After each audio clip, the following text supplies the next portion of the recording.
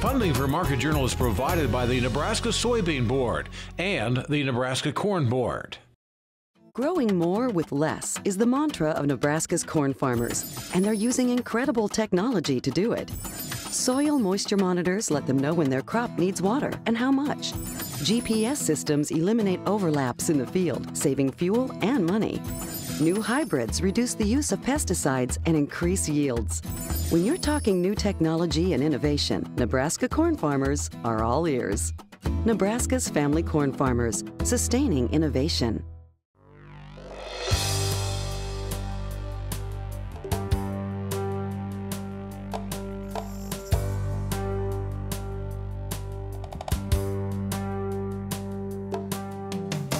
Market Journal, Television for Agricultural Business Decisions, is a presentation of the University of Nebraska-Lincoln's Institute of Agriculture and Natural Resources. Promotional support is provided by the Nebraska Farmer Magazine. Funding for Market Journal is provided by the Nebraska Soybean Board and the Nebraska Corn Board. Welcome to this week's edition of Market Journal. I'm Jeff Wilkerson. On this episode, Jeff Peterson gives his thoughts on corn and soybean markets. Dave Aiken explains the EPA's Waters of the U.S. implementation. Matt Spangler talks about advances in beef genetics. And Tina Barrett asks whether you're a low-cost or high-cost producer. Jeff Peterson from Heartland Farm Partners is our corn and soybean market analyst this week. Condition ratings for both crops across the nation held relatively steady, according to the latest USDA progress report. In Nebraska, 10% of soybeans are now dropping leaves, 7 points ahead of the state's 5-year average, but only 1% of the corn crop is mature, 7 points behind the average. We talked with Jeff Friday morning and started by asking for his thoughts on current conditions. You know, it's a variable year across the nation, but what we look at nationally first is 68% good to excellent. That's down from 69% on, and this is for corn, Jeff. That does compare those. We look back, 74% is where we were at last year, so we are down. As we look at Nebraska, though, Nebraska's faring a little better on corn. We're sitting at 77% good to excellent. That's unchanged from last week, but that does compare to 71% last year, so crops overall are looking a little better. And that conversation naturally rolls into next week, Jeff, for Friday's USDA report. Yes, it does. And you know, as we look at next week's report, as we look into it, there's a few things I think we want to understand about the report. This time of year, NASA's taking a look at really their yields very strongly. And this week will be a little different when they release that report, or actually next week. They're going to spend more time looking objectively at what the corn looks like. They did the stock counts and the ear counts last month. Now this month they'll be focusing much more on the ear, measuring it up and trying to figure out what the actual weight is. What's interesting from last month, though, they brought the ear weight in at 0.34 pounds. We don't think it's going to stay there. That's the same weight as what it was last year. We just don't think the ears are as heavy as they were last year. So overall, as you look at the report, we think the yield from USDA's perspective is going to be a little lower. Could be a half to maybe as much as a bushel lower than what it was in the August report on the corn side.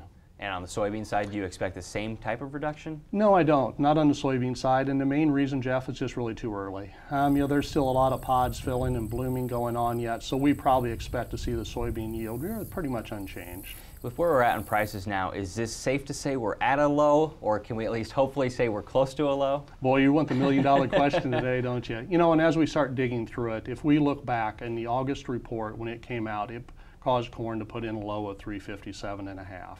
And at that time, with that yield, that was a surprise. We think the yield from USDA goes lower from here. So we are starting to get very much more comfortable if the yields stay as we think they are, that we could have put in a harvest low there. Now that doesn't mean we won't go down and try that level again, but I think that very comfortably could be said it could be a low. And in beans? On the beans, I think 855, which was put in on August 24th. There is a chance bean yields could creep a little higher. We've had some finishing conditions, but overall I'd say we're getting close to a low there also. That level probably will be retried yet, but I don't think it'll necessarily be taken out. Okay, both of those being said then, right now, immediately you wouldn't say there's any selling options, but where are they in the future? Yeah, exactly. So for those bushels that you have to take into at harvest time and you have no choice but to sell them, you know, no storage options, I'd say if we have any little bounce here, you do need to go ahead and sell those. But if you can store bushels on both the corn and bean side, I'd say go ahead and tuck them away, and there'll be a better pricing opportunity down the road later. Now for those individuals that have done hedge to arrives, they've got a basis decision to make here. From the basis side, it's all going to be a function of how this crop finishes and also what the weather looks like. Our concern would be with El Niños, we might have a little bit wetter conditions than normal during harvest. We also think this crop's a little bit behind in Nebraska. As a result, I'd say keep a close eye on basis. I think we could see a little bit of firming yet before it would widen out. Now, if the crop comes off very slow, there's a chance it may not widen out from these levels, and that'd be both on the corn and the bean side. So right now we're just being patient for both this year, 2015 and 2016? Yeah, that'd be the case. All right, let's talk about demand. Tell me where ethanol is right now. Yeah, ethanol, you know what? Ethanol came in with 948,000 barrels. That compared to 952,000 on average from the week before. That was down about 0.4%. But if we look overall, that's still 2.9% higher than it would have been a year ago. Year-to-date numbers for the crop year were up about 4.5% year-to-date. USDA only has us up 1.3%, so we probably will need to see the ethanol demand number increased in future reports. Is that margin comfortable enough with where oil and gasoline are? That's a great question. Actually, for the week, we've actually seen the margins on ethanol increase. We take a look at the corn side. Corn's down about 14 cents for the week. As we look over to the ethanol side on the board, it's up about 9 cents because we had a little bounce on the crude side. We know distiller's grain's off a little bit. Margins would be up about 18 cents a bushel equivalent.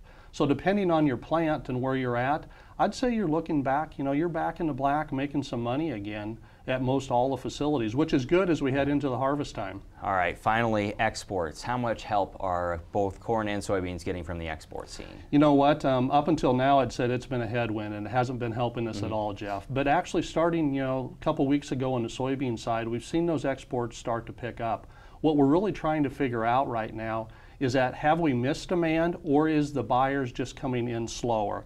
And I kind of think it's a mixture of both. We know we have missed a little bit of demand on the soybean side. The corn side, I'd say the jury's still out yet, and I think we can look to see some better export numbers in the future. But it is an area that we're going to have to keep very close attention to. Next week, Mike Briggs will join us to look at cattle markets. In 2014, Nebraska landlords rented out more than 20 million acres and received about $2.4 billion in return. The average age of the non-operator landlord was 67.7 years, and nearly 36% never farmed. Those numbers were released this week and came from the USDA's first study on the country's landlords in 15 years. Only Texas and Kansas rented out more acres, and only Illinois and Iowa received more total money in rent.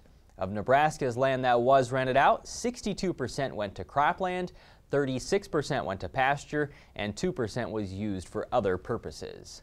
Much, but not all of the nation is in its first week under the Environmental Protection Agency's new regulations for waters of the U.S., or WOTUS. A federal judge in North Dakota on August 27th prevented the EPA's implementation in 13 states, including Nebraska. Nebraska Extension Water and Ag Law Specialist Dave Aiken says the Clean Water Act regulates waste discharges into navigable waters, but it defines navigable waters as the waters of the United States and territorial seas. However, because Congress didn't define waters of the U.S., that task has been left up to the EPA and the courts. We talked with Dave earlier this week about the WOTUS regulations and started by asking why the proposed changes were so controversial. EPA is trying to do what Congress didn't do when it wrote the Clean Water Act, is set the limits on what waters are regulated under these clean water programs, and particularly under the 404 program.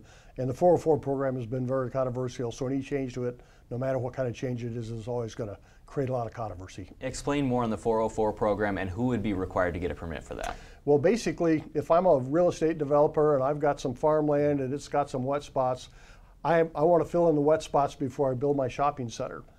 Well, I've got to get the federal permit under the 404 program before I can do that. And if I'm going to fill 30 acres of wetlands, I have to buy 45 acres of wetlands someplace else to replace to compensate for the ones I filled. And that's the 404 program, and it's been a very controversial program from day one. How would it affect farmers? Well, it usually doesn't affect farmers unless they sell to a real estate developer or something. Then it could affect them. But if a farmer wanted to bring wetlands into crop production, then they would have to go through the same process, replace the wetland acres someplace else, and then they'd also be in trouble with Swamp Buster and be in trouble on their farm payments and their insurance. So why are these WOTUS changes being made? Well, the Supreme Court has said that the current waters of the U.S. definition that they've been using isn't correct.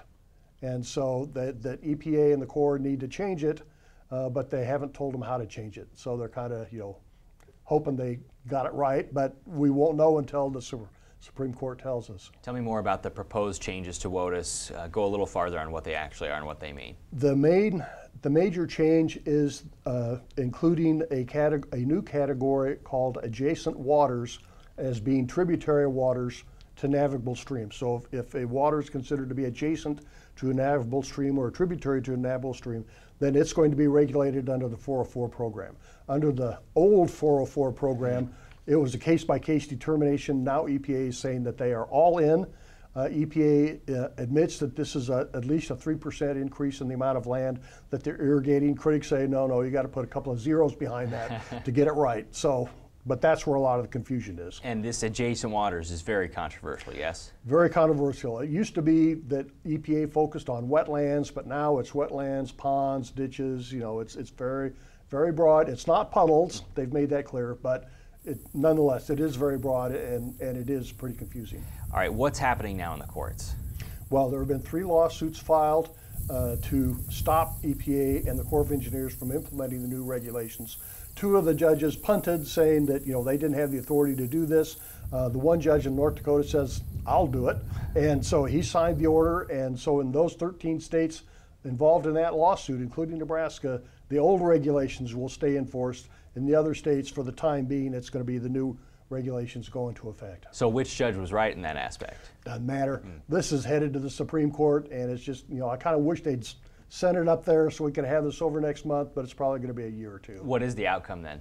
Well, it's going to be a 5-4 decision because there are 4 judges that think that EPA knows what they're doing. There are 4 judges that think EPA never knows what they're doing. And then there's Justice Kennedy in the middle. And so if, EPA wrote this to try to get Justice Kennedy's vote because they knew it was going to be in the Supreme Court. So if they get his vote, then, they have got a shot. Dave says if farmers have questions about wetlands on their property, they can contact their local NRCS office or their local Natural Resources District. The September Nebraska farmer says most of the arable land in Nebraska and across the U.S. is being used for agriculture. But when it comes to meeting the demand for food, fuel, and fiber for a rising global population, there's another frontier to explore, the bioscience sector.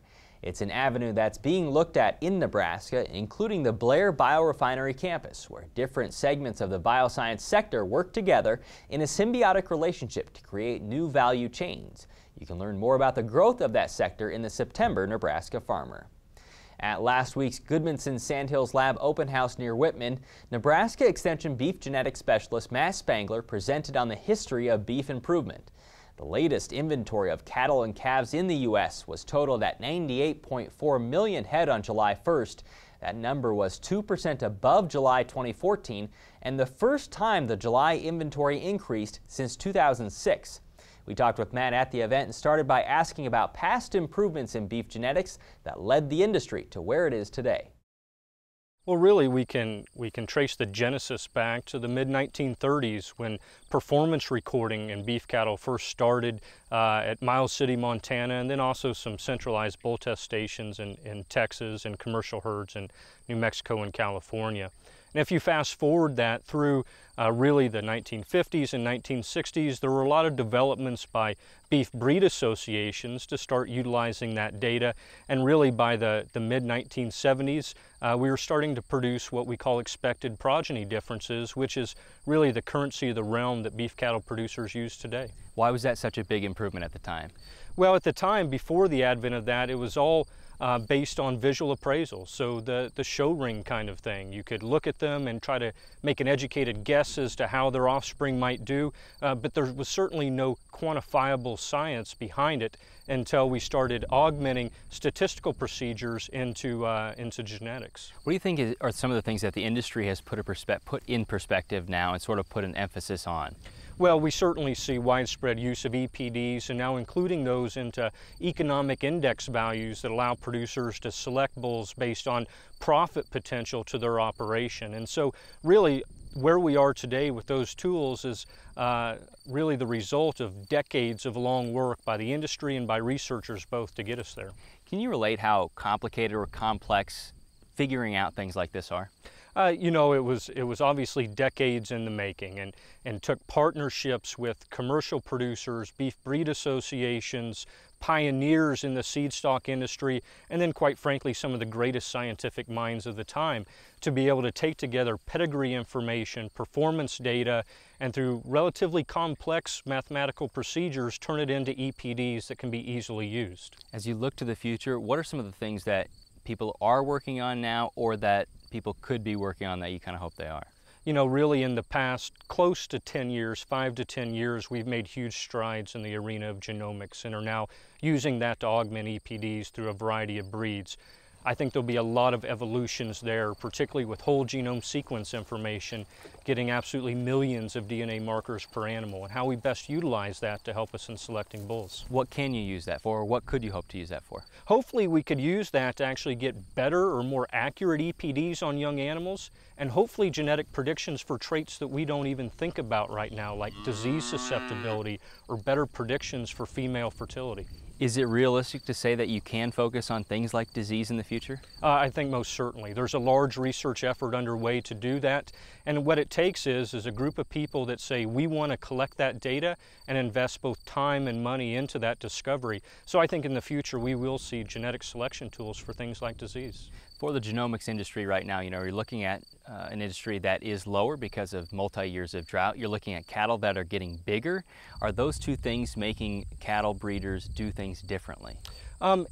Maybe to some extent. The fact that the national cow herd has been low because of drought that you mentioned, I think has increased carcass weight some. So there certainly has been maybe more selection for growth than what we've seen before. I would argue, though, a lot of that increase in carcass weight's been through management decisions, not necessarily genetics. I do think with increased cattle prices, it has allowed cattle producers to sit back and maybe spend money on new technology that before they wouldn't have had the economic resources for. And so I think in some ways that certainly has helped the genomics industry. The other thing we've seen in genomics is prices have gone down. And actually faster than maybe what we would have expected. So all the time the technology is improving whilst also becoming more cost effective for producers to use, and I think that's extremely exciting. Next week we'll show you our conversation from the Sandhills with Nebraska Extension's Aaron Berger on sampling forages this fall.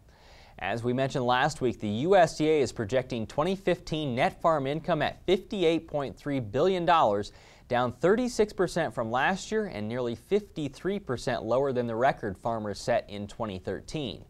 At the recent soybean management field day near Greenwood, Nebraska Farm Business Inc's Tina Barrett discussed the tighter margins farmers are now facing. We talked with Tina at the event and started by looking at the same question she asked soybean growers during her presentation. Are you a high-cost or a low-cost producer?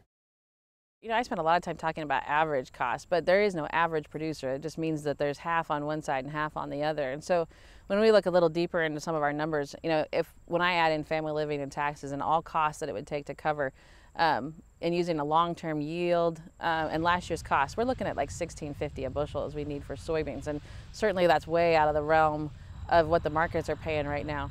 But if I look at the producers that have the highest net return and that group of a third, they bring that down quite a bit to about $12.80. But if a third of the group's at $12.80 and the average is 16, that means there's a whole bunch out there that are $18 to $20 a bushel.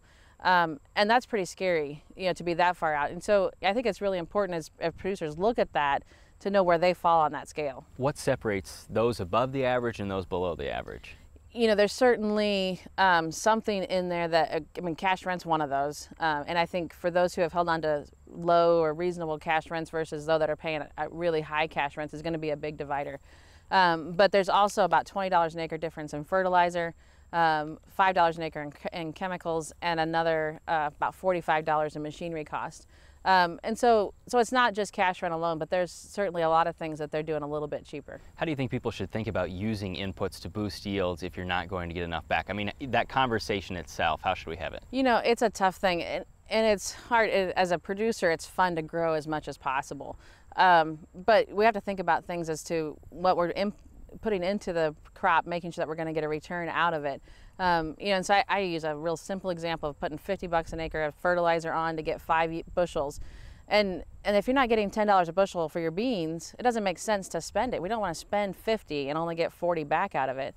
And there's certainly things to keep in mind as far as the risk goes, as far as carrying that fertilizer on your operating note, or not being guaranteed that you're going to get that bushel. I mean, it could be a hailstorm or anything else, or just no rain in August, and that we're not guaranteed those bushels when we apply that extra fertilizer. So there's lots of things to keep in mind there, but it's really important when the margin gets tight to be thinking about maximizing their bottom line rather than maximizing yield. That top third, are they paying significantly less for the land?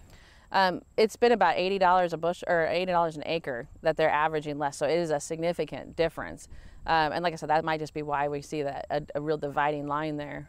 What are you working on with producers after the season to think about next year and starting to get costs in line and determining their cost of production? You know, it's tough. Figuring cost production's got to be your first step, so that you know what you're dealing with. Because if you're in that $18 to $20 range, we certainly don't want it to be a surprise that you're that far out of the money, because it won't be long before lenders are getting nervous, and maybe even to the point where they're not giving you the opportunity for funding the next year and you might not be farming. So we want to make sure that we make those changes and adjustments that are needed as soon as possible. On the other side of that, you know, if you're already in that $10 to $12 bushel cost production, there's certainly producers out there doing it.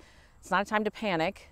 And certainly, you know, you can keep going and doing what you're doing. And it might mean that we have losses for a couple of years, but hopefully you've retained a lot of the profits from the last 10 and you can withstand that as we move through this adjustment time and get back into, you know, maybe at least where we can reach some positive numbers.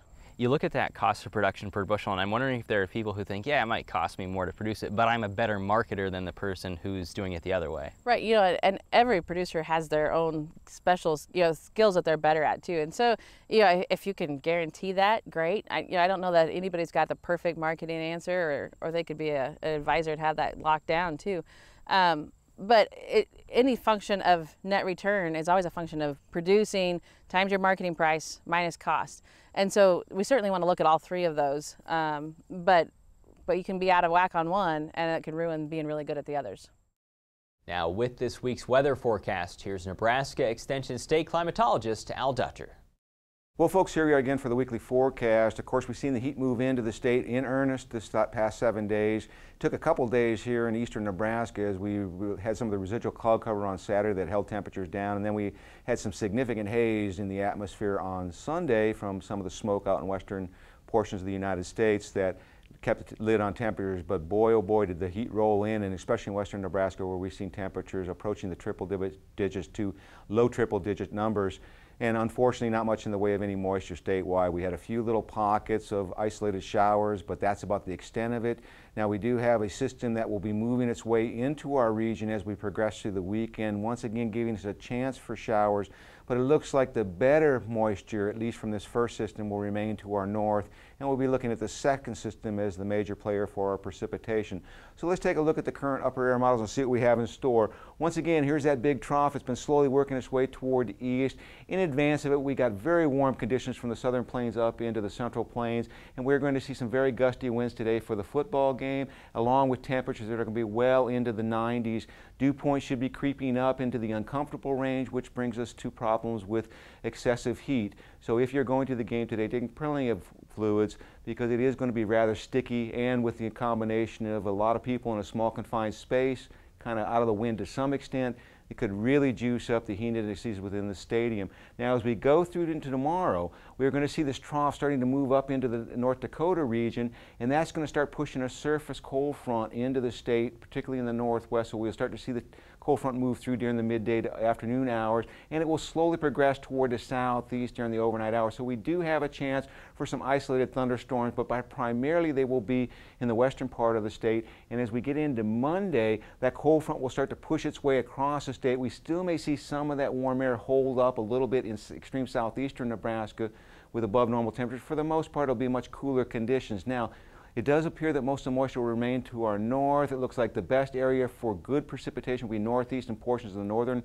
half of east central Nebraska, and more isolated as you get toward the south. The surface cold front right now is being depicted to hold up somewhere around the Kansas border, and then as we get into Tuesday, it's going to start moving northward, and another trough will start to dig across, bringing a much cooler air mass into our region, and therefore the eastern half of the state is under the gun for precipitation, and it appears at this point that it'll be fairly widespread. Now, as we get into Wednesday, this trough will exit toward the Great Lakes, and we'll be in a northwest flow, so we'll be much cooler than we have been this last week, about 10 to 15 degrees cooler, and we will be under sunny skies. As we get into Thursday, we'll start to see a zonal flow starting to develop, a little bit of an increase in our surface temperatures, but we have another trough that is going to make its way into our region as we regress into next weekend, and that's going to bring some significant cold air into the region, possibly even some freezing temperatures in extreme northern North Dakota and Minnesota. So as we get into Friday, here comes this system, and we will see a pretty wide expanse of precipitation generating itself as we get into next weekend. So if we look at the temperature forecast, we are looking at very warm conditions this weekend, cooling down as we get into Monday, only isolated thunderstorm activity for the most part before we start to see more organized convection on Tuesday, cooling temperatures with a slight warm up as we get into the end of next week before yet another cold front comes into our region. And in fact, the 8 to 14 day forecast from next Thursday through the following Tuesday does show that cold front with a below normal temperatures. And in regard to precipitation, we do see most of the heavier precipitation shifting toward the southeastern United States. Thanks, Al. Today's interviews are available on the Market Journal website and through the Market Journal mobile app. They include information on corn and soybean markets, waters of the U.S. regulations, advances in beef genetics, and costs of production. As always, you can keep up with Market Journal during the week on Facebook, Twitter, and Instagram. Next week, Mike Briggs will analyze cattle markets, and Nathan Mueller will discuss estimating soybean yields. Until then, thanks for watching. I'm Jeff Wilkerson. We'll see you next week. Join Market Journal online at marketjournal.unl.edu. You can also follow us on Twitter, Instagram, and Facebook. Promotional support is provided by the Nebraska Farmer Magazine, and major funding for Market Journal is provided by the Nebraska Corn Board and the Nebraska Soybean Board. Market Journal is produced by the University of Nebraska-Lincoln's Institute of Agriculture and Natural Resources.